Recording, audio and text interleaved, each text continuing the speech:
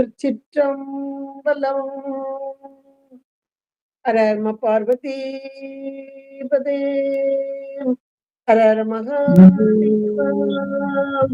தென்னாடுடைய சிவனே போற்றி, எண்ணற்றவர்க்கும் இறைவா போற்றி. திருச்சிற்றம்பலம். பொய்யான திருமேனி உமிழ்ந்தன மிகமேவும் கையாரவரும் யானை கடல் நாழும் மரவாமல் அழியாழும் மல தூவும் அடியார்கள் உழமாற வழியாவோ வலிதாய வினை கூட நினையாவே. திருச்சிற்றம்பலம். தில்லை புத்தபெருமான் திருவடிகளை சிறமேற்கொண்டு குருமகா சன்னிதானங்கள் பொற்பாதம் பணிந்து அடியபெருவர் மக்கள் பொற்பாதம் பணிந்து இன்றைய அடிப்படை சைவ சித்தாந்தம் என்ற தலைப்பிலை அப்பர் அருள்நெறி மன்றத்தின் மூலமாக அம்மா சாந்தா அம்மையார் மூலமாக, ஐயா கோமல் ஐயா மூலமாகவும், மற்றும் இந்த தொண்டுக்கு நல்ல உதவக்கூடிய நல்ல உள்ளங்களுக்கும் பணிவான வணக்கத்தை தெரிவித்துக் கொண்டு இதை கேட்டு மகிழ்ந்து கொண்டிருக்கும் அன்பர் பெருமக்களை பொற்பாதம் பணிந்து அடிப்படை சைவ சித்தாந்தம் என்ற ஒரு தலைப்பிலே நாம சில வாரங்களாக நம்முடைய சைவ சித்தாந்தம் அப்படின்னும் போது 3 பொருள்கள் எல்லாருக்கும் நமக்கு தெரியும், பரிச்சயமான ஒன்று.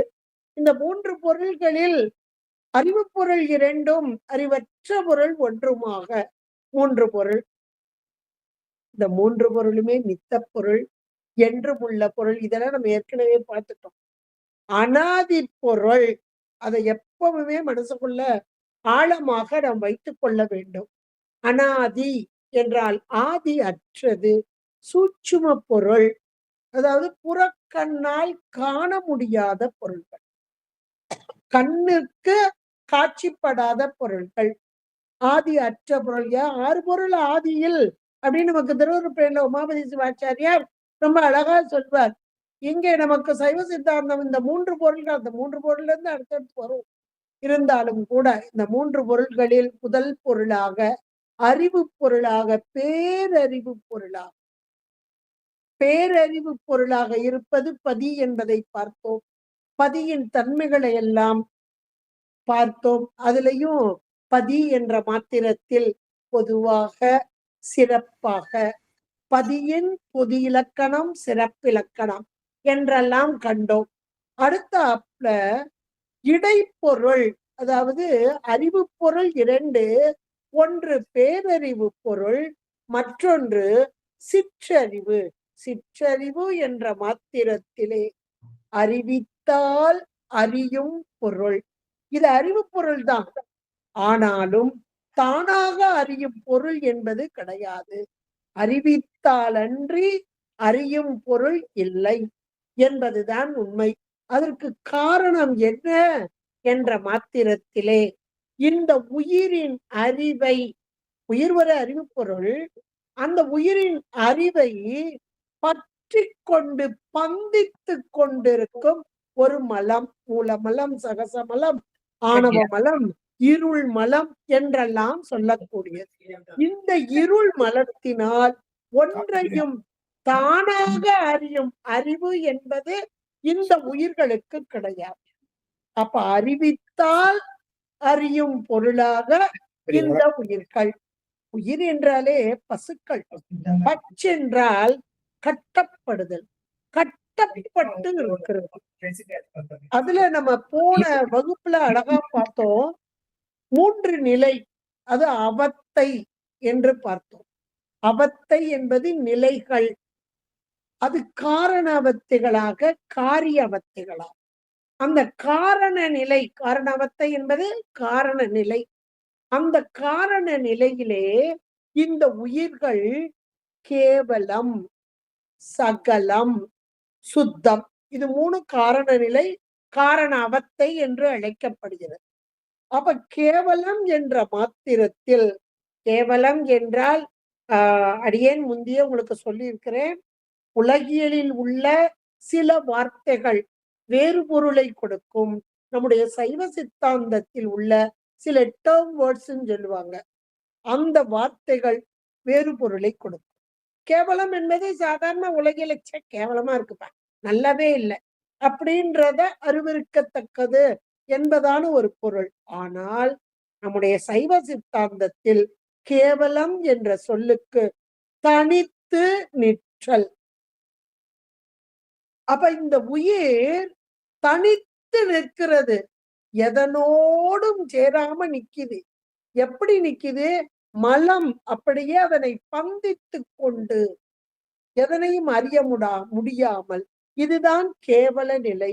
ஆணவ மலத்தோடு கூடி அதனுடைய அறிவையே இங்கே மறைத்து கொண்டிருக்கும் ஒரு நிலை. இந்த உயிரின் அறிவை மறைத்து கொண்டிருக்கும் ஒரு நிலை, அதுதான் இங்கே கேவல நிலை என்று சொல்லப்படக்கூடியதாக இருக்கிறது. அடுத்து அந்த காரண நிலையில கேவல நிலை ஒண்ணு, அடுத்தாப்புல இறைவன் எம்பெருமான் அப்படியே பார்க்கிறார். கேவல நிலையில ஒன்றையும் அறிய முடியாமல் இருக்கும் இந்த உயிர்கள். அறிவு பொருள், அறிய வேண்டிய பொருள், அறிவித்தால் அறியும் பொருள். ஆனாலும் கூட ஒன்றையும் அறிய முடியாத நிலையிலே இறைவன் எம்பெருமான் இந்த உயிர்களின் மீது கருணை கொண்டவராகி, அந்த கருணையினால் இந்த உயிர்களுக்கு மாயை என்ற ஒரு பொருள், இதுவும் ஒரு பொருள். மாயை என்பதும் பொருள். இந்த மாயை என்பது ஜட பொருள். நம்ம அத அடுத்தாப்புல இந்த உயிர்களுக்கு அடுத்தாப்புல நம்ம பார்க்க போறோம். பாசம் என்பதில் மாயை பார்ப்போம். இப்ப இந்த மாயை என்பது ஒரு ஜடப்பொருள். இந்த ஜடப்பொருள் ஒளி பொருள். அப்ப ஆணவமாகிய இருளோடு கூடியிருக்கும் உயிர்களுக்கு இறைவன் எம்பெருமான் ஒரு ஒளி பொருளை அப்படியே கூட்டி வைக்கிறான். ஏன் இறைவன் கூட்டி வைக்கிறான்னு சொல்லணும் அப்படின்னு நிறைய கேள்வி வரும். அதுல ஏன் இறைவன் அப்படின்னு சொல்லணும் அப்படின்னா, மாயை ஒரு ஜடப்பொருள். இந்த உயிர்களோ அறிவு பொருள் தான். தானாக அறிதலோ சுதந்திரம் இல்லாத, பச்சென்றால் கட்டப்படுதல், தானாக அதுக்கு சுதந்திரம் கிடையாது. அப்ப உயிர்கள் போய் இந்த மாயையின் காரியத்தை எடுத்துக்கொள்ளுமா? இப்ப உடம்பு மாயையின் காரியம் அப்படின்னா ஏதோ நல்லா நினைக்காதீங்க, உடம்புதான். தனு கரண புவன போகம் என மாயை பற்றி படிக்கும் போது உங்களுக்கு நல்ல விளக்கம் வந்துடும் இதுல. அப்ப மாயையின் காரியம் எது? தனு கரண புவனம் போகம் அனுபவம். அது சரி. இப்போ இந்த மாயையின் காரியத்தை உயிர்கள் தானாக எடுத்துக்கொள்ளுமா? எடுக்கிறதுக்கு இதுக்கு சுதந்திரம் இல்லை. அறிவு தடைப்பட்டு போய் கிடக்கு, அவ்வளவுதான். சரி, மாயை வந்து கூட்டுமா? உடம்பு வந்து தானா கூடுமா? ஜடப்பொருள் தானாக செயல்படாது. இது நம்ம எல்லாருக்குமே தெரியும். ஒரு காலும் இந்த ஜடப்பொருள் தானாக செயல்படாது. இத புரிஞ்சுக்கிட்டா போதும். இது ஒரு நல்ல ஒரு ஈஸியான எளிதான ஒன்றுதான். மாயை ஜடப்பொருள் தானா சேராது. உயிரோ அறிவு பொருளாக இருந்தாலும் அதற்கு சுதந்திர தன்மை கிடையாது. அதற்கு காரணம் இந்த மலம் மூலம். இப்ப ரெண்டையும் சேர்த்து வைக்கணும். முதல்ல என்ன நிலை பார்த்தோம்? கேவல நிலை. காரண அவத்தையில கேவல நிலை, தனித்து நிற்கும் நிலை. இப்ப சுவாமி கருணை கொண்டு இந்த மாயா காரியத்தை கூட்டி வைக்கிறார். மாயை என்பது ஒளிப்பொருள். அது இறைவனுக்கு ஒரு ஆற்றல். அதாவது இறைவனுடைய ஆற்றல் அப்படின்னா சக்தி. இறைவனுக்கு ரெண்டு சக்தி இருக்கு. ஒண்ணு அறிவு சக்தி, சித்து சக்தி. அது இறைவனை என்றும் விட்டு பிரியாமல் இருக்கக்கூடிய அம்மை. இன்னொன்று ஜட சக்தி. இந்த ஜட ஆற்றல் தான் பரிக்கிரக ஆற்றல் என்று அழைக்கப்படுகிறது. ஜட ஆற்றல் பரிக்கிரக ஆற்றல் என்று அழைக்கப்படுகிறது. இறைவனுக்கு, இறைவனுடைய வியாபகத்துக்குள் அடங்கி நிற்கும் ஆற்றல் இது. ஜட ஆற்றல், பரிக்கிரக ஆற்றல். இதுதான் மாயை என்ற ஒரு ஒளிப்பொருள். இருளை நீக்குவதற்காக இந்த ஒளிப்பொருள் இங்கே அவருடைய காரியம் வந்து சேர வருது. சேர்க்கிறார் சுவாமி. அதான் சேராது. இதா போய் எடுக்காது. சாமி சேர்க்கிறார். இதுதான் இந்த நிலை. இப்ப உயிர்களுடைய பொது இயல்பு தான் நம்ம பார்த்துக்கிட்டு இருக்கோம். உயிர்களுடைய பொது இயல்பு. அப்ப உயிருக்கு பொது இயல்பு என்பது பொதுனா என்னன்னு பார்த்தோம்? இந்த சைவ சித்தாந்தத்துல பிற பொருளோடு கூடி இருக்கும் போது அவருடைய தன்மை அவ்வளவுதான். இப்ப எந்த பொருளோட கூட போகுது? மாயை. முதல்ல ஆணவத்தோடு மட்டும் தனித்திருந்தது கேவலம். இப்போ மாயை, மாயையின் காரியத்தை சுவாமி கூட்டி வைக்க போறார். அப்ப மாயையோடு கூடி நிற்கும் நிலை.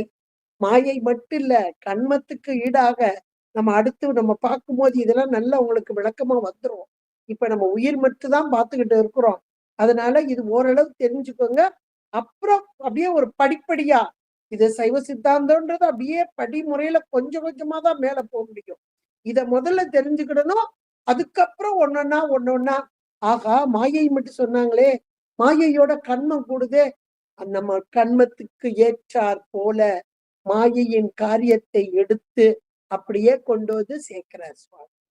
எவ்வளவு பெரிய கருணை பாருங்க. இது இறைவன் தான் கூட்டி வைக்கிறான் அப்படின்றதே நமக்கு தெரியாது. சைவ சித்தாந்த நூல்கள், இந்த அருளாளர்கள் நமக்கு கொடுத்த பெரும் கொடை. அதுலயும் இன்னைக்கு ஆதீனங்கள் எல்லாம் நமக்கு இவ்வளவு அருமையான நூல்கள் வாயிலாகவும் இந்த வகுப்புகள் வாயிலாகவும் திருவாவடுதுறை ஆதீனம் இப்ப எவ்வளவு அருமையாக சைவ சித்தாந்த வகுப்புகள் மூலமாகவும் ஆசிரியர்கள் மூலமாகவும் நமக்கு எடுத்து சொல்லலைன்னா ஒரு அறிவும் விளங்காமலே இருந்திருக்கும் உயிர்களாகிய நமக்கு. ஏன்னா அறிவித்தாலன்றி அறியாத தன்மை கொண்ட உயிர்கள். இப்ப இந்த நூல் உபதேசம்ன்றது எவ்வளவு உயர்ந்தது பாருங்க. இந்த நூல் உபதேசம் மூலமாகத்தான் உயிராகிய நான் ஒரு அறிவு பொருள், ஆனாலும் ஒன்றையும் அறிய முடியாத நிலையில் இருந்த உயிர்களாகிய நமக்கு இறைவன் பெரும் கருணை கொண்டு இந்த மாயையின் காரியமாகிய இந்த தனுகரணங்களை எல்லாம் கூட்டி வைத்து கண்மத்துக்கு ஈடாக செலுத்துதல். இப்ப இந்த நிலை எதுனா ச கூட்டல் கலை சகல நிலை.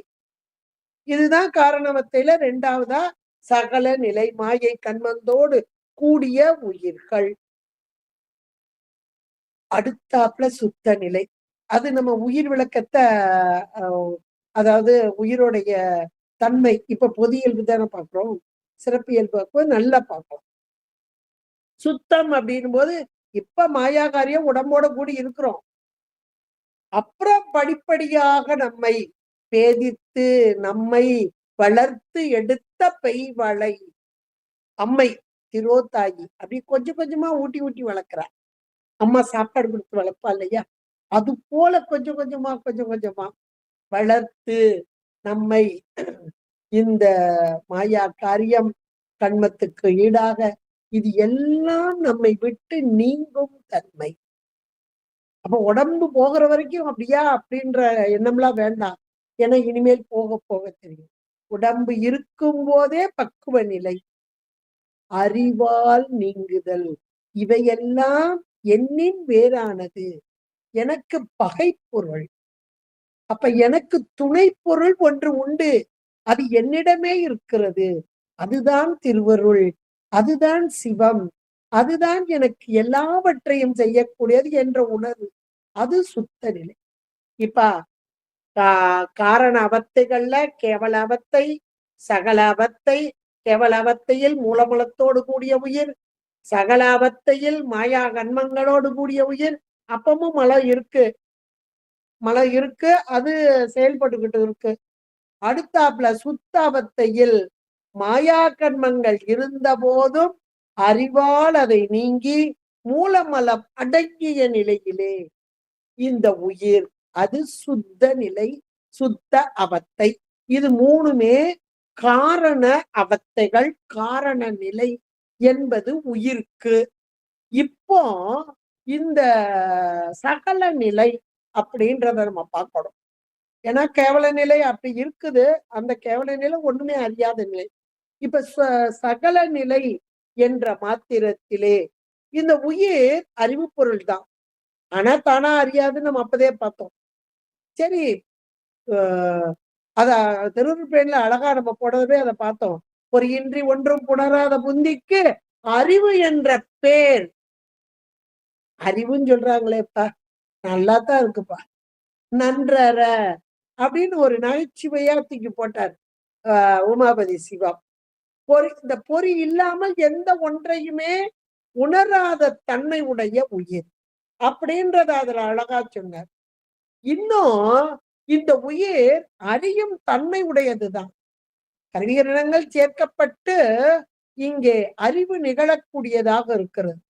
அந்த அறிவும் எப்படிப்பட்டதாக இருக்கிறது? இப்போ அறிவே இல்லாத பொருளுக்கு சேர்த்தா ஏதாவது நிகழுமா? நிகழாது. அறிவுள்ள பொருளுக்கு இந்த கருவிகரணங்கள் சேர்க்கப்பட்டதுனால இந்த அறிவானது நிகழக்கூடியதாக இருக்குது. அதையும் கூட உமாபதி சிவம் ரொம்ப ஒளியும் இருளும் உலகும் அலர்கண் தெளிவில் தெளிவு இல் எனில் என் செய்ய அப்படின்னாரு. அலர்கண், அந்த விழித்திருக்கிற கண், தெளிவு காணும் தன்மை இல்லை, அந்த கண்ணுக்கு காண்ற தன்மை இல்லைன்னா அதுல சேர்த்து வச்சு என்ன செய்ய அப்படின்றத ரொம்ப அருமையா நமக்கு அங்கே எடுத்து சொன்னார். அது இப்ப இந்த உயிர்கள் இந்த சகல நிலையிலே மாயா காரியமாகிய தனு கரணங்களோடு கூடி எதை அறிகிறது அப்படின்னு ஒரு கேள்வியை எழுப்பிவிடணும். எதை அறிகிறது அப்படின்னா மாயா காரியங்கள் தானாக சேர்க்கல. சுவாமிதான் கண்மத்துக்கீடாக மாயா காரியங்களை சேர்த்தார். சேர்த்து மாயா காரியங்கள் சேர்த்த மாத்திரத்திலே உயிருக்கு அறிவு வந்துருதா அப்படின்னு ஒரு கேள்வியை இப்ப எழுப்புங்க. உடம்பு சேர்த்தாச்சு, எதுக்கு? உயிருக்கு. உடம்ப கூட்டி வச்சாச்சு. இப்ப உடம்புன்றது மாயையின் காரியம், உயிர்ன்றது அறிவு பொருளாக இருந்தாலும் அறியும் தன்மை இல்லாமல் அறியாமையோடு கூடியிருக்கு. இப்ப மாயா காரியம் கூட்டி வைக்கப்பட்டது. இது ஜடப்பொருள், இது தானாக அறியாது. அப்ப ரெண்டும் சேர்ந்தா அறிவு நிகழுமா அப்படின்னு ஒரு கேள்வி எழுப்பு. நிகழாது. அப்ப ரெண்டையும் சேர்த்தது இறைவன் நம்ம பார்த்துட்டோம். சேர்த்ததோட அவர் வேலை முடியல, அதுக்கு உடம்ப கொடுத்தாச்சு, இனிமே அது பார்த்துக்கணும் அப்படின்னு போயிட்டாரா? இல்ல, போனா இங்க ஒண்ணுமே அறிவு நிகழாது. இப்ப இந்த ஜடமாய மாயையின் காரியங்கள் சேர்க்கப்பட்டு உயிருக்கு சேர்க்கப்பட்டு இப்ப இந்த உயிரோடு இந்த காரியங்கள், எது? மாயா காரியங்கா உடம்பு, அதாவது கருவிகரணங்கள், அந்த கருவிகரணங்கள் மூலமாக அறிவு விளங்க வைத்தல். கருவிகரணங்கள் மூலமாக உயிருக்கு அறிவை விளங்க வைத்தல், இதையும் செய்கிற இந்த நிலை. இப்ப முதல்ல காரணாவத்தையும் பார்த்தோம், காரண நிலை. இப்ப அடுத்தாப்புல இந்த சகலத்துல காரிய அவத்தை, காரியப்படும். என்ன காரியம்? அறிவு நிகழணும். யாருக்கு? உயிருக்கு. உயிர் அறிவு பொருள், இங்க அறிவு மறைக்கப்பட்டிருக்கு. அப்ப அந்த அறிவு இப்ப காரியப்படணும்னா என்ன செயல்படணும்? அறியணும், எல்லாவற்றையும் அறியணும். அதற்காக அப்ப சாமி செய்கிற வேலை எப்படிப்பட்ட ஒன்று பாருங்க. இதெல்லாம் நம்ம படிக்க படிக்க படிக்க என்ன வரணும் அப்படின்னா, நம்முடைய சிறுமையும் இறைவனுடைய பெருமையும் தெரியும். இதுலதான் ஆகா, சாமி எனக்காக இவ்வளவு செய்யறாரா, நான் ஒன்னையுமே அறியாம இருக்கிறேனே என்று நாம் உணர வேண்டும். இப்ப கருவிகரணங்கள் கூட்டப்பட்டாலும் அறிகிறது என்னவோ உயிர்தான். ஆனா அந்த அறிவை இங்கே கருவிகள் மூலமாக அறிவை விளங்க வைப்பவன் இறைவன். இது நமக்கு அறியும் பொருள் உயிர் அப்படின்னு நம்ம முதல்ல தெரிஞ்சுக்கணும். அறியும் பொருள் மட்டுமல்ல, அறிந்து அழுந்தி அறிந்து அனுபவிக்கும் பொருள், அதையும் முதல்ல தெரிஞ்சுக்கணும். அழுத்தி அறிதல். இப்ப கருவிகள் நமக்கு கொடுக்கப்படும். இந்த கருவிகள்லாம் எப்படி செயல்படுதுன்றதுல நம்ம பார்ப்போம். மாயை பார்க்கும்போது இன்னும் ரொம்ப தெளிவா பார்ப்போம். இப்போ அவத்தைகள்ல தான் நம்ம பார்க்க போறோம். அவத்தைகள் தான் பார்த்துக்கிட்டு இருக்கிறோம். அந்த அளவுல பார்ப்போம். அப்புறம் மாயா கருவிகள் பார்க்கும்போது இன்னும் உங்களுக்கு நல்ல ஒரு கான்செப்ட் கிடைச்சிடும். இப்ப அறிதல் அப்படின்னு ஒண்ணு வருது இல்லையா? எதை கூட்டி வச்சிருக்கிறார் சுவாமி? மாயையின் காரியங்கள் தத்துவங்களாக. இந்த தத்துவங்களாக தான் இங்க அப்படியே கீழே இறங்கி வருது. சுவாமியுடைய நிலை என்னன்னா இறங்கி வரும் தன்மை. ஏன்னா தத்துவங்கள் என்பது மாயையின் காரியம். இந்த மாயா காரியத்தை இயக்குதல் யார் என்ன? சுத்த தத்துவத்தில் இருந்து இறைவனே இதனை. ஏன்னா தத்துவம் ஜடம், அது தானா செயல்படாது. அது எப்படி செயல்படுதுன்றது அது ஒரு அருமையான ப்ராசஸ். அது அடுத்த வகுப்புல தான் அநேகமா பார்ப்போம். அது கலைகளையும் வாக்குகள் மூலமாக எப்படி செயல்பாட்டுக்கு வருதுன்றதெல்லாம் அப்புறம் பார்ப்போம். இப்போ காரிய அவத்தை, இந்த காரிய அவத்தை என்பது உயிர்களுக்கு அறிவு விளங்க வைப்பதற்காக இறைவனால் இங்கே கூட்டப்பட்டது. அப்படியோ இப்ப அறிவது உயிர் அப்படின்றத நம்ம முதல்ல புரிஞ்சுக்கிடணும். இது உண்மை விளக்கத்திலேயே நமக்கு மனவாசகம் கடந்தார் 26வது பாடல்ல அழகா சொல்லி இருக்கிறார். ஆறு சுவையும் அருந்தி அவை தம்மை வேறு ஒருவன் கூறியிடும் மேன்மை போல. ஆறு சுவையும் அருந்தி அவை தம்மை வேறு ஒருவன் கூறிடும் மேன்மை போல.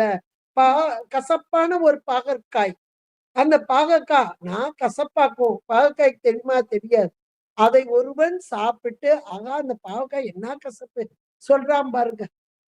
அது போல அப்ப அந்த இவை இந்த சுவையெல்லாம் அதுக்கு தெரியாது. கசப்பு என்ற சுவை இந்த பாகற்காய்க்கு தெரியுமானா தெரியாது, ஜடப்பொருள். அது போல ஆறாரும் ஒன்று ஒன்றா நாடி உணர்ந்து போதில் அதில் உற்று அறிவாய் நின்ற பொருள் தானே காண். அப்ப அறிதல் யார் என்றால் இந்த தத்துவங்களை நாக்கு அதான் சாப்பிடுது. இந்த நாக்குக்கோ தெரியுமானா தெரியாது. அதன் கருவி இதன் மூலமாக அறிதல் என்பது உயிரே அப்படின்னு அந்த மனவாசகம் கடந்தார் ரொம்ப அழகா சொன்னார். ஒவ்வொரு சுவையும் ஆறாறு சுவையும்னார். அது போல அப்படி அப்ப தத்துவங்கள் அறியாது, ஜடம். அறிவது உயிரே. அந்த அறிவும் எப்படி நிகழும் அப்படின்ற ஒரு கேள்வி வந்தால், இப்ப காரணாவத்தை பார்த்துட்டோம். இப்ப காரியாவத்தை. காரியப்பட்ட காரியம் என்பது இந்த உயிரானது பொருளை உணர்தல். ஒரு பொருளை விடயங்களை உணர்தல். அப்ப அந்த விடயங்களை உணரும் போது இந்த கருவிகளோடு சேர்ந்துதான் இப்ப உணர ஆரம்பிக்குது. அதுவும் தானா இல்ல. கருவிகளும் உயிர் மட்டும் இருந்தா அறியாது. இறைவன் தான் உள்ளே இருந்து ஆற்றலாக இறை ஆற்றல். அது கூட அந்த முதல் நிலையில நமக்கு இந்த இறை ஆற்றல் தத்துவங்கள் மாயை பிளஸ் கண்மம் இந்த ரெண்டையும் சேர்த்து ஆக்டிவேஷன் கொடுக்கிற ஆற்றல் எது என்றால் அது இறை ஆற்றல் தான். ஆனாலும் அது திரோதாயி என்று அழைக்கப்படும். அஞ்செழுத்து மந்திரத்திலே நகாரமாக இருப்பது திரோதாயி. அதுதான் ஆக்டிவேஷன் கொடுத்து இதை அப்படியே ஒவ்வொன்னையும் செயல்படுத்திக்கிட்டே வருது. இந்த அவத்தை காரிய அவத்தையிலே சகல நிலையிலே இது சகல நிலையில கேவல ஐந்தவத்தை என்றுதான் சொல்வார்கள். ஏன் கேவலம் அப்படின்னு சொல்றாங்க அப்படின்னா இந்த சகல நிலையில் இது நிகழ்ந்தாலும் இது அறியாமையோடு கூடியதுதான். முழுமையான அறிவு கிடையாது. முழுமையான அறிவு என்பது கருவிகளோடு கூடிய போது முழுமையான அறிவு உயிர்களுக்கு கிடையாது. அப்ப எப்போ உயிர்களுக்கு முழுமையான அறிவு அப்படின்னா சுத்த நிலைதான். அப்ப நம்ம பார்ப்போம் கருவிகள் இல்லாம உயிர் அறியுமா அப்படின்னு ஒரு கேள்வி வரும். எப்படி அறியும்? அப்ப சுத்த நிலையில பார்க்கலாம். இப்ப கருவிகளோடு கூடிய அறிவு, அந்த அறிவும் ஏகதேச அறிவு. இதை நீங்க நல்லா ஞாபகம் வச்சுக்கோ. காரிய அவத்தைகள், இந்த காரிய அவத்தையில இந்த காரிய அவத்தையிலையும் பாத்தீங்கன்னா கேவலத்திலையும் உண்டு, சகலத்திலையும் உண்டு, சூத்திரத்திலையும் மூணுலையும் உண்டு. இந்த காரிய அவத்தைகள் என்பது 5 நிலையாக இது வருது. அப்ப கேவலத்துல 5 வருது, சகலத்துல 5 வருது, சுத்தத்துல 5 வருது. ஒவ்வொன்னையும் பார்ப்போம். ஏன்னா இந்த 5 நிலையிலையும் இப்ப சகல நிலை, ஏன்னா கருவிகளோடு கூடிய நிலையில எப்படி நம்ம பொருள்களை அறிகிறோம் அப்படின்றத நாம தெரிஞ்சுக்கிடணும். அதுல 5 நிலை. இந்த நிலை எப்படி இருக்கிறது அப்படின்னா சாக்கிரம், அதாவது நனவு நிலை. சாக்கிரம் இப்ப நம்ம நனவு நிலையில இருக்கிறோம். மாயா காரியமாகிய உடம்பு நமக்கு இப்ப கொடுக்கப்பட்டிருக்கிறது. கர்மத்துக்கு ஈடாகன்னு வச்சுக்கோங்க.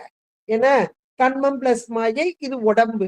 உடம்பு கொடுக்கப்பட்டு இந்த உடம்பிற்குள்ளே உயிர் இன்னைக்கு இருக்கிறதுனாலதான் பேசுறோம், பார்க்கிறோம், எல்லாம் செய்கிறோம். அது ஒரு பக்கம். இந்த உடம்போடு கூடிய உயிர் 5 நிலைப்படுகிறது. அந்த 5 நிலை என்பது இந்த தத்துவங்கள் தானே இந்த உடம்பாக இருக்குது. 36 பிளஸ் 60 96 தொக்கு. இந்த 36 தத்துவங்கள் என்று நம்ம எடுத்துக்கொண்டோமே ஆனால் சாக்கிரம் என்று சொல்லப்படக்கூடிய நனவு நிலை. அந்த நனவு நிலையிலே இது கேவலம் தான் சொல்லணும். கேவல ஐந்தவத்தை தான் சொல்லுவாங்க இத காரியவத்தையில. ஏன்னா இது கருவிகள் கூடுதலும் குறைதலுமாக ஏகதேச அறிவை, கருவிகளுடைய அறிவே ஏகதேச அறிவுதான். அதனாலதான் இது கேவலம் அப்படின்னு சொல்லப்படக்கூடியதா இருக்கு. இப்ப இந்த இடத்துல சாக்கிர நிலை கேவல சாக்கிரம், அதாவது சகல நிலையிலே நல்ல விழிப்பு நிலை. அந்த விழிப்பு நிலையில எத்தனை கருவி இருக்கு, உயிர் எங்கே நின்று செயல்படுகிறது, இதுதான் நமக்கு. ஆன்மா அவத்தைப்படுகிறது. அவத்தை என்றால் நிலை. அந்த நிலையிலே காரிய அவத்தை. அந்த காரியம் என்பது பொருள்களை அறிதல். அந்த பொருள்களை அறியும் நிலையிலே அது 5 நிலையை அடைகிறது. அந்த 5 நிலையிலும் மாயா காரியங்களாகிய கருவிகள், இந்த தத்துவ கூட்டங்களாகிய உடம்புல உள்ள கருவிகள் எந்த இடத்திலே உயிர் நின்று எந்த கருவிகளோடு கூடி நின்று செயல்படுதல். இப்ப சாக்கிரம் என்பது விழிப்புன்னு பார்த்தோம். நனவு. இந்த நனவு நிலையிலே இந்த லாடத்தானம் என்று சொல்லக்கூடிய புருவ மத்தி, இதுக்கு பேர் தான் லாடத்தானம் அப்படிம்பாங்க. இந்த இடத்துல ஆன்மா நிற்கும். இந்த லாடத்தானத்திலே விழிப்பு நிலையிலே கருவிகள், எத்தனை கருவிகள்? 35 கருவிகள் இங்கே கூடி நிற்கிறது. 35 கருவிகள் என்பது ஞானேந்திரியம் 5 எல்லாருக்கும் தெரியும். செவி, தோல், கண், நாக்கு, மூக்கு, 5 கருவி அதாவது ஞானத்தை, இதுக்கு பேர் அறி கருவிகள். ஞானத்தை நமக்கு விளக்க வந்த கருவிகள், அறியும் கருவிகள், அறிவதற்கு உதவும் கருவிகள், ஞான இந்திரியங்கள், அறிகருவிகள். அது ஒரு 5.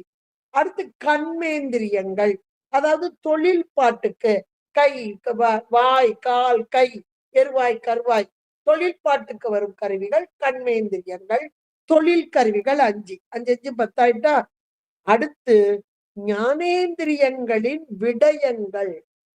விடயங்கள் என்பது இப்போ செவி என்ற ஒரு கருவி பார்த்தோம் ஞானேந்திரியத்துல. அந்த செவி என்பது எதை அறியும் அப்படின்னு ஒரு கேள்வியை வச்சீங்கன்னா, எதை அறியும்? ஓசையை அறியும். அறியப்படும் பொருள். சரியா? சரியான வார்த்தை. விடயங்கள். அப்ப ஞானேந்திரியங்களின் விடயங்கள் அது ஒரு 5. அதுதான் ஓசை, ஊறு, ஒளி, சுவை, நாற்றம். வரிசையா அப்படி வச்சுக்கலாம் நீங்க. அடுத்தாப்புல கண்மேந்திரியங்கள், அதுக்குரிய விடயங்கள்.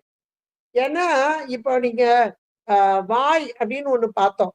இந்த வாயே பாத்தீங்கன்னா நாக்குன்னு ஞானேந்திரியத்துல வந்துச்சு, கண்மேந்திரியத்துல வாயின் வந்துச்சு. அப்ப இந்த கண்மேந்திரியத்திற்குரிய விடயமாக, ஞானேந்திரியத்துக்குரிய விடயமாக எது இருக்கு? சுவை இருக்கு. இது இன்ன சுவை அப்படின்றத இது சொல்லிடுது.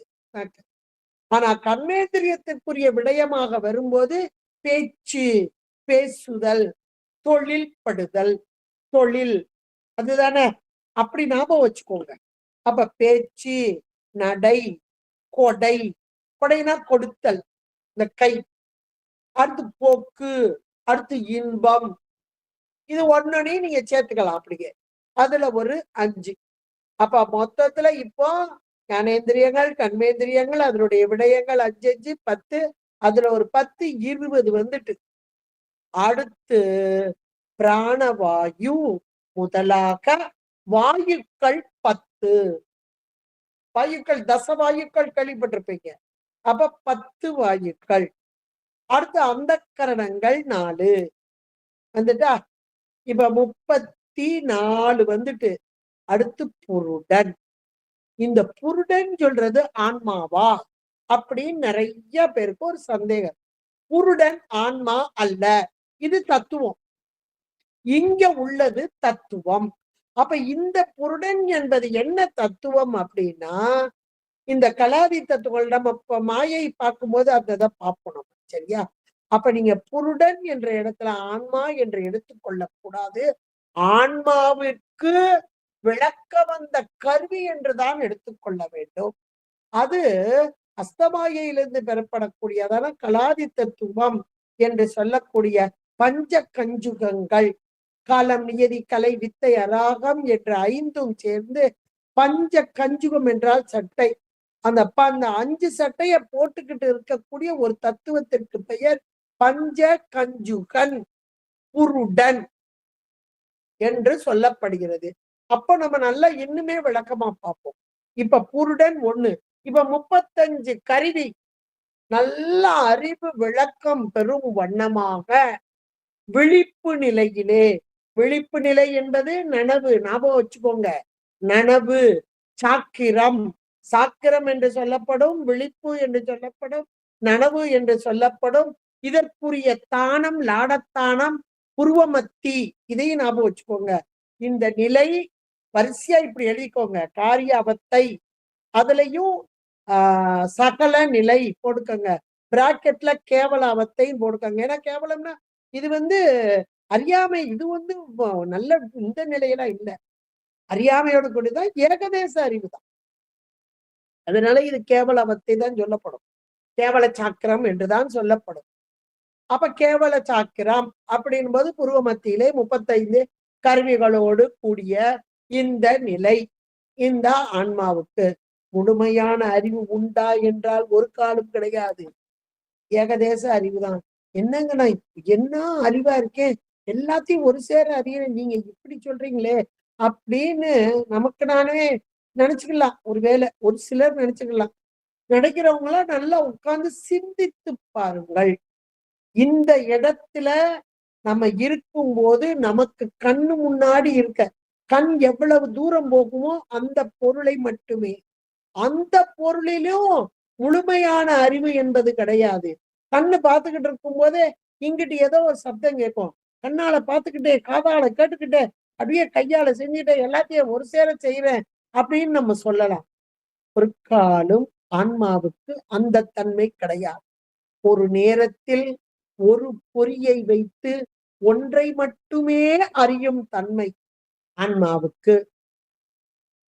ஏன்னா ஒரு பொறியின் மூலமாக அந்த பொருளிலே விடயம் பார்த்தோமா, அந்த விடயத்திலே அழுந்தி அனுபவிப்பதால் அந்த பொறி அந்த நேரத்தில் அதை மட்டும் அனுபவிக்கும். ஒரு செகண்ட்னு வச்சுக்கோங்களேன், டக்கு டக்கு டக்குன்னு மாறுறதுனால நமக்கு அப்படியே அடுத்தடுத்தடுத்து வருவது போல காட்சி. அவ்வளவு. அப்ப நம்முடைய அறிவு எவ்வளவு தூரத்துக்கு இருக்குன்னு நம்ம பார்க்கணும். ஒரு நேரத்தில் ஒன்றை மட்டுமே அறியும் அறிவாகத்தான் இருக்கு. அதுவும் பொறியின்றி ஒன்று புணராத புந்தி அப்படின்னு உமாபதி சிவாச்சாரி நம்ம அழகா சொல்லிட்டார். இந்த பொறிகள் வாயிலாகத்தான் இப்ப அறிவு விளக்கம்.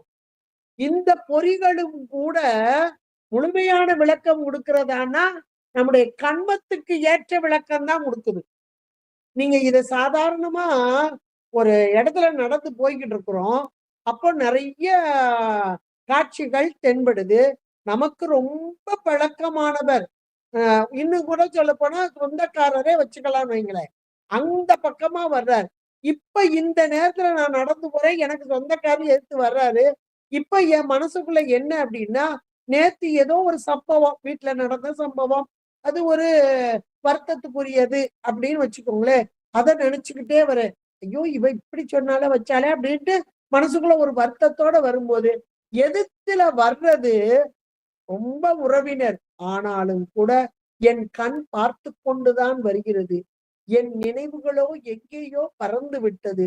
அதனால் இந்த கண்ணால் பார்த்த அந்த உறவினருடைய முகம் எனக்கு என்னுடைய அறிவுக்கு விளங்கவில்லை.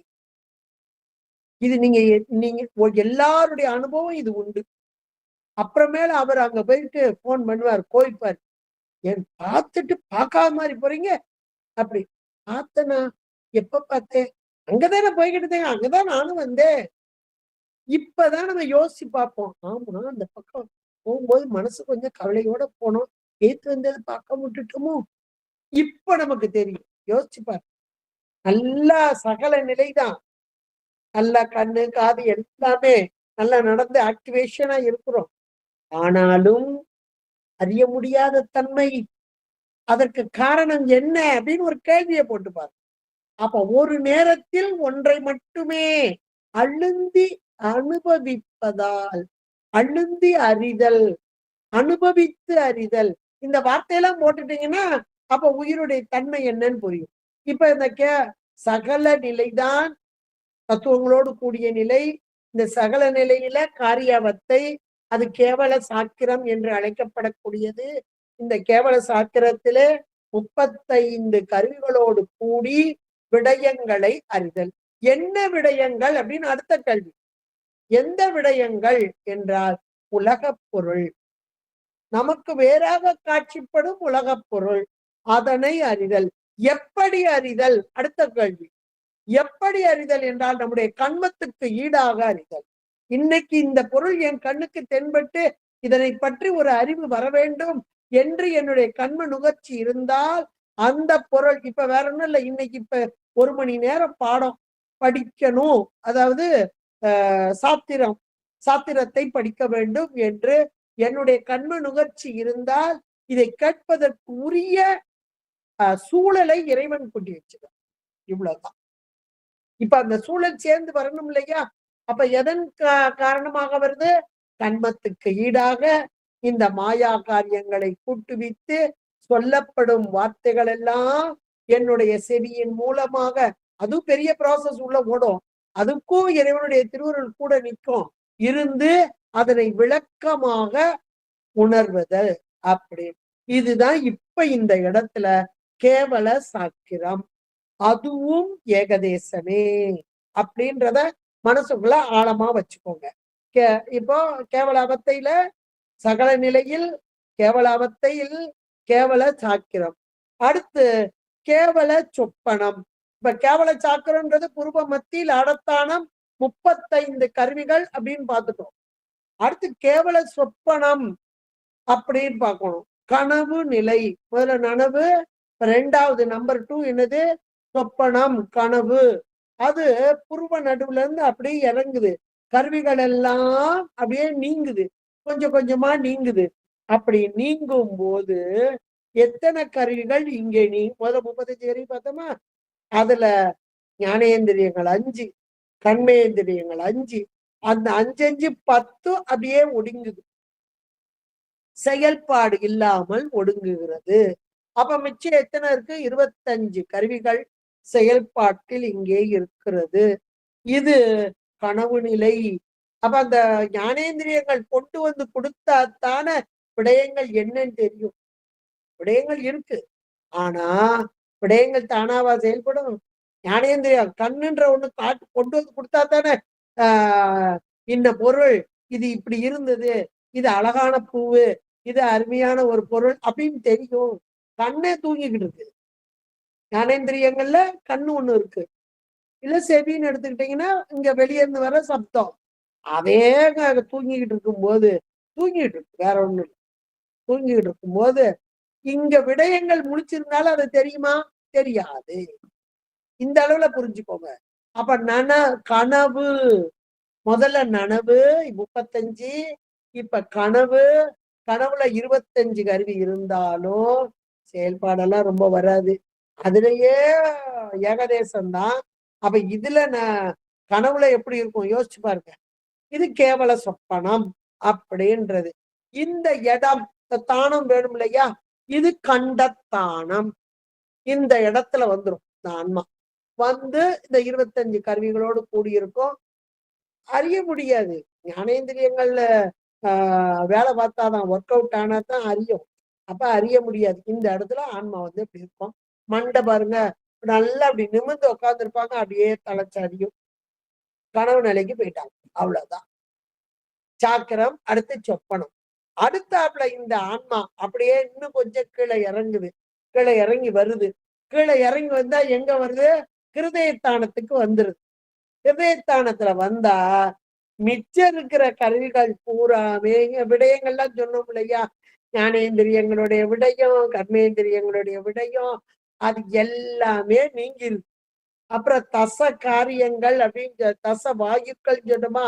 இந்த தச வாயுக்கள்ல பிராணவாயு மட்டும் மிச்சம் இருக்கு. பிராணவாயு இருக்கு, சித்தம் இருக்கு, புருடன் இருக்கு. இப்ப எத்தனை கருவி இருக்கு? 3 கருவி தான் மிச்சம் இருக்கு. 35 கருவியில இருந்து 3 கருவிக்கு வந்துட்டு. சித்தம் இருக்கு, பிராணவாயு இருக்கு, புருடன் இருக்கு. அப்ப இந்த ஹிருதயஸ்தானத்துக்கு வந்த மாத்திரத்துல அப்படியே நல்லா இப்படி உட்காந்துக்கிட்டே தலையை தரிச்சவங்க அப்படியே இங்கே விழுந்துருவாங்க. தூங்கிக்கிட்டே விழுகிறோம் இல்லையா? இப்ப டிராவலிங் எல்லாம் பண்ணும்போது அப்படியே தூங்கி தூங்கி விழுகிறோம் இல்லையா? ஒண்ணுமே தெரியாது. ஆனா பிராணவாயு போய்கிட்டு இருக்கும். புருடன் இருக்கும். புருடன் கண்டிப்பா இருக்கணும். இருக்கும். அடுத்தாப்புல சித்தம் இருக்கு.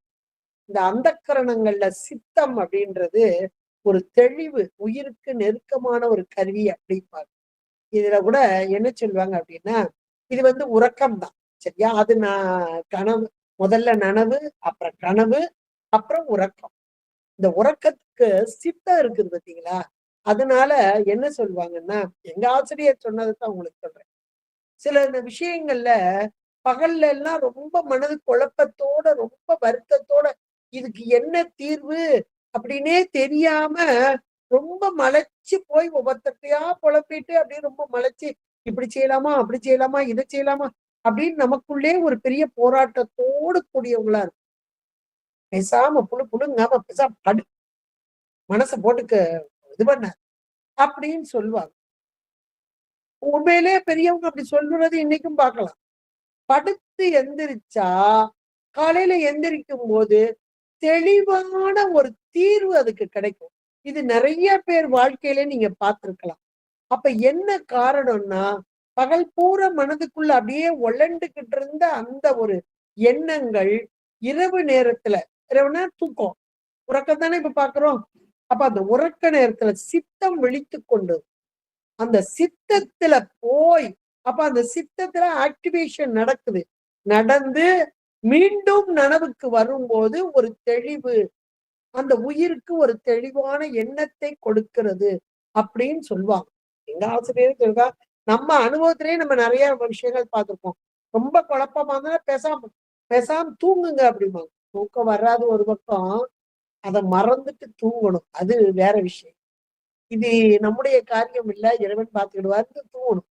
அது கொஞ்சம் கஷ்டம்தான், சொல்றது ஈஸி, கொஞ்சம் கஷ்டம்தான். இருந்தாலும் ட்ரை பண்ணி பாருங்க. சரியா? சரி. இப்ப இது இப்ப 2வது சொப்பனம் சொன்னோமா? கனவு சொன்னோம். சொப்பனம், கனவுன்னோம். 3வது என்னது? உறக்கம், சுளுத்தி. அது வட சொல்ல சுளுத்தி, கேவல சுளுத்தி. இங்க ஆக்டிவேஷன் ஆகிற கருவிகள் 3: சித்தம், பிராணவாயு, புருடன் என்பதான 3 கருவிகள் இங்கே தொழில்பட்டு கொண்டு இருக்கிறது. இதனுடைய இடம் என்னதுன்னா ஹிருதயஸ்தானம் அப்படின்றது. இது உறக்கம் அப்படின்றது. அடுத்தாப்புல 4வது நிலை இன்னும் கொஞ்சம் கீழே இறங்குது. மீண்டும் மீண்டும் கருவிகள் எல்லாம் நீங்கிக் கொண்டே வருகிறது. அதுல அடுத்தாப்புல அந்த ஹிருதயஸ்தானத்துல இருந்து உந்தித்தானம். இப்ப இந்த உந்தித்தானத்தை அடையும் போது எதெல்லாம் வருது அப்படின்னா, இதுவரைக்கும் என்ன செயல்பட்டுச்சு? சித்தம். அந்த கரணத்துல 1 சித்தம் செயல்பட்டுச்சு இல்லையா? இப்ப அந்த சித்தமும் நீங்கிருது. நீங்கிட்டு 2 கருவி, 1 பிராணவாயு, இன்னொன்னு புருடன். இது துரியம் என்று சொல்லக்கூடியது. அப்ப கேவல துரியம். இந்த கேவல துரியம் என்பது பேர் உறக்கம். என்றும் சொல்லலாம். கேவல துரியம் என்பதுதான் பேர் உறக்கம். குருடன் பிராணவாயு 2 மட்டுமே இங்கே செயல்படக்கூடியதாக இருக்கிறது. இதனுடைய தானம் எது என்றால் உந்தி தானம். இந்த அளவுல ஞாபகம் வச்சுக்கோங்க. அடுத்து அதுக்கும் கீழே இறங்குது மூலாதாரம். இந்த மூலாதாரத்துல இறங்கும் போது அங்க பிராணவாயு ஒடுங்கி நிக்குது. ஒடுங்கி நிக்குது. குருடன் மட்டுமே வெளிப்பட்டு அந்த பிராணவாயு ஒடுங்கி நிற்கும். அப்ப ஒரு கருவி மட்டுமே இருக்கக்கூடியது என்பதாக இது உயிர்ப்பு அடங்கல் என்று சொல்வார்கள். துரியாதீதம், கேவல துரியாதீதம். இப்ப 5 நிலை அவத்தை, 5 அவத்தை, இந்த 5 அவத்தை என்பது இது கேவல அவத்தை தான் இது. ஆனாலும் சகலத்தில் கேவலம். ஏன்னா சகல நிலை என்பதே கருவிகளோடு கூடிய அறிவு தான்.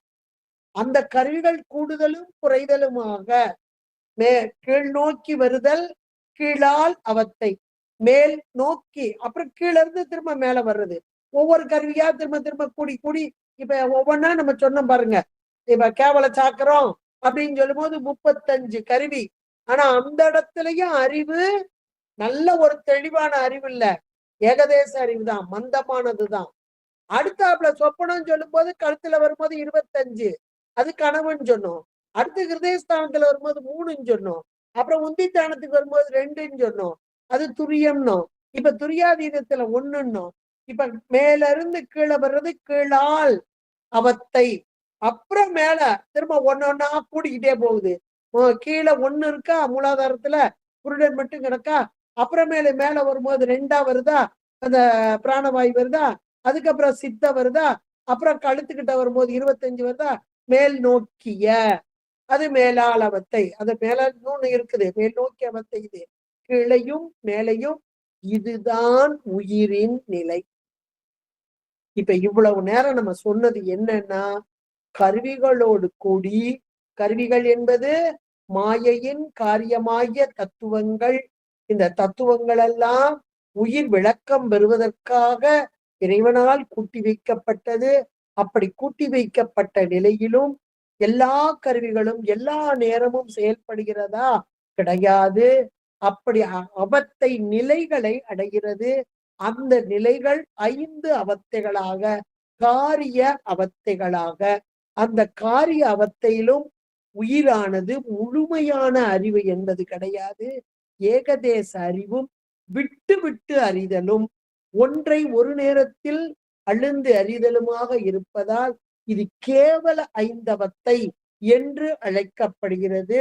அதாவது கேவலமாய் அந்த அறியாமை குறைந்தும் கூடியும் குறைந்தும் கூடியும் இப்படி வருவதால் அந்த கேவல 5 அவத்தையைத்தான் இவ்வளவு நேரம் நம்ம பார்த்தோம். காரிய நிலையில் காரிய 5 அவத்தைகளாக, அது சாக்கிரமாக, சொப்பனமாக, சுளுத்தியாக, துரியமாக, துரியாதீதமாக, இப்படி 5 நிலையை பார்த்தோம். அடுத்தாப்புல சகல 5 அவத்தை என்ற ஒன்று.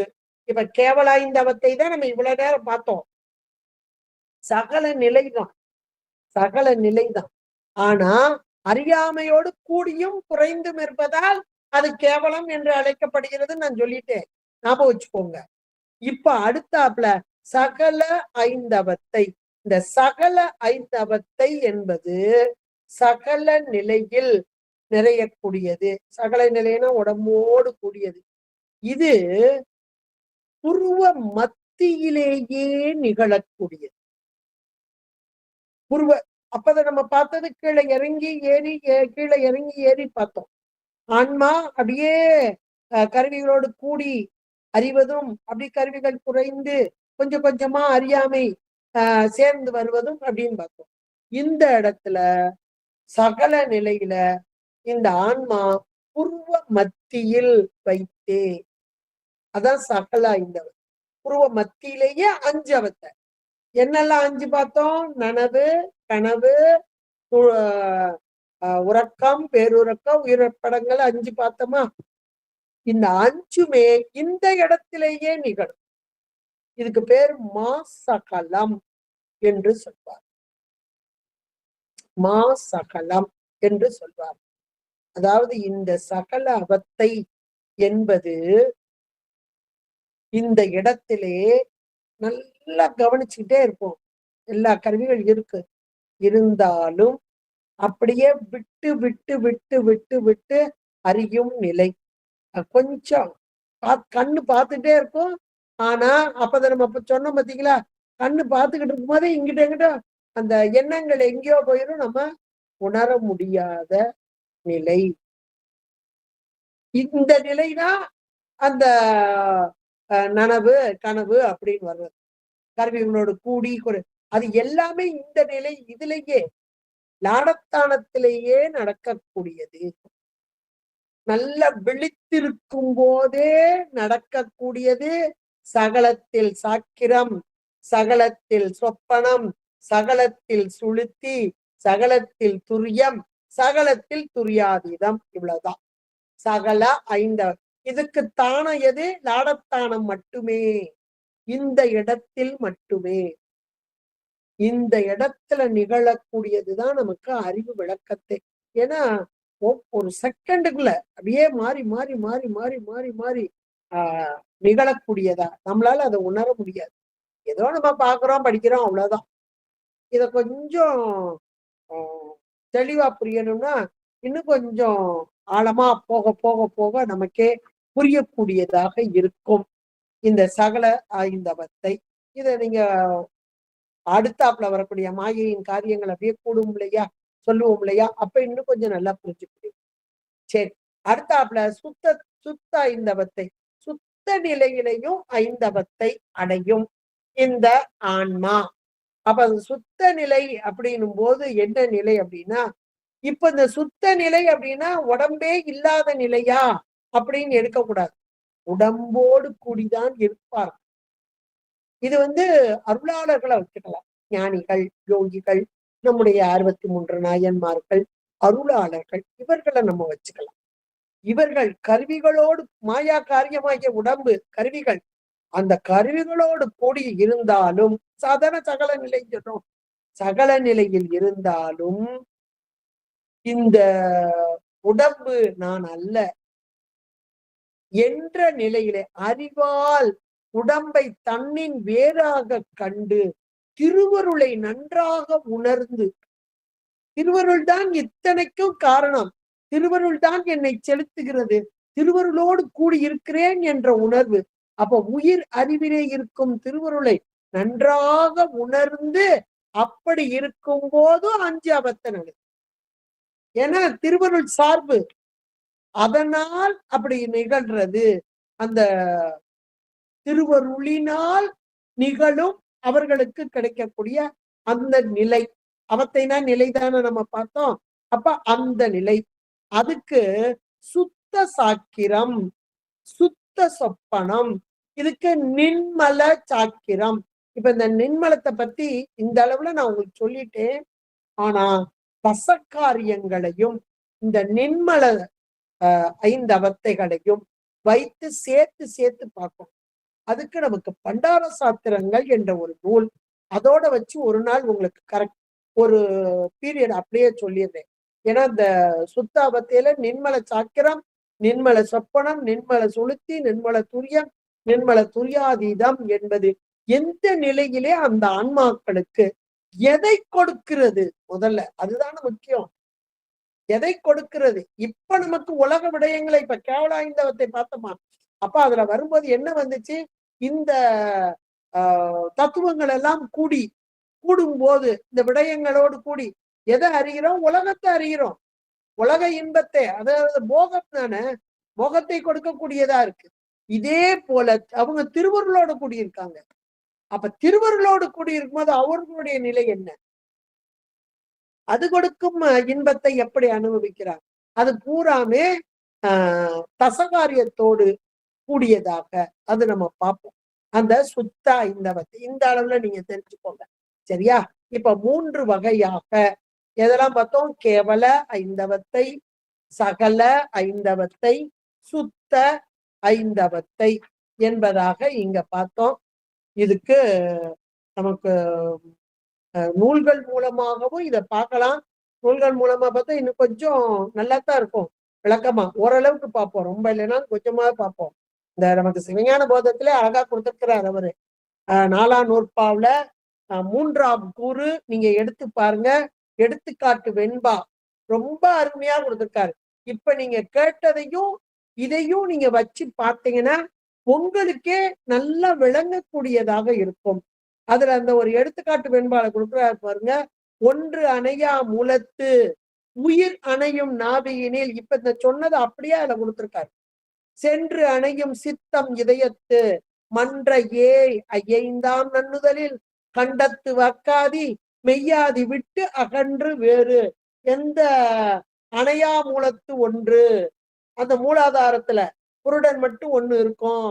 நாபியினில் உயிர் அணையும், அடுத்த வார்த்தை உயிர் அணையும் நாபியினில் இருக்கா, அதுல நாபியினில் உயிர் அணையும்.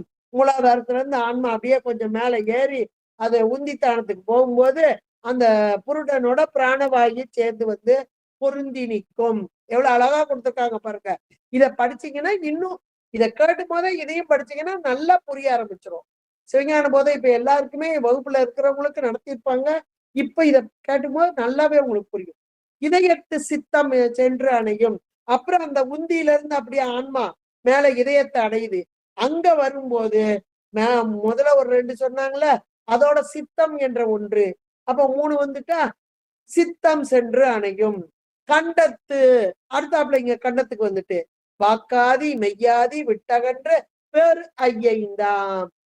அத ஞானேந்திரிய கண்மேந்திரங்களை 2ஐயும் விட்டுட்டாக்கும் மிச்சம் இருக்கக்கூடிய 25 அவ்வளவு அங்க வந்துட்டு. அதுக்கப்புறம் வாக்காதி நன்னுதலில் வாக்காதி மெய்யாதி மன்ற ஏன் ஐந்தாம். அப்புறம் அந்த 5 5 10 சேர்ந்துட்டுன்னா மொத்தம் 35 அழகா நமக்கு எடுத்து கொடுத்துருக்காங்க. அப்புறம் அதுலயே இன்னொரு எடுத்துக்காட்டு வெண்பாவிலையும் இந்த கேவல ஐந்தவத்தை அதனுடைய இயல்பு மேலாள் அவத்தை அப்படின்றத அழகா எடுத்து கொடுத்திருக்காரு. லாடத்தை இருக்கிறது, லாடத்தே சாக்கரத்தை எய்திய உள்ளம் லாடத்தே ஐந்தவத்தை எய்தும், இந்த இடத்துலயே அணையக்கூடியது அப்படின்றதெல்லாம் சகல ஐந்தவத்தைகளில் அங்கே சொல்லக்கூடியதாக. இப்ப இந்த ஆன்மா இந்த சகல நிலையிலே உடலோடு, உடல் என்பது இங்கே நமக்கு தத்துவங்களோடு கூடியதான அந்த தத்துவங்கள் என்பது எங்கிருந்து பெறப்பட்டது?